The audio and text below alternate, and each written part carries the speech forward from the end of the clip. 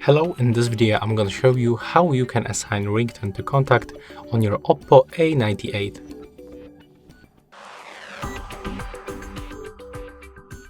So first of all, you have to open the phone dialer. Next, you have to simply move to the alarms. So you can do this by going back from this number selection and go to the contacts on the right bottom corner. Next, you have to select the contact that you want to change the ringtone. So in my case, it's this one. We have to move for these three dots in the right upper corner and then select set ringtone. Then accept permission. And right now you can find system ringtones. So for example, if you want to switch for the classic, just select and then just go back.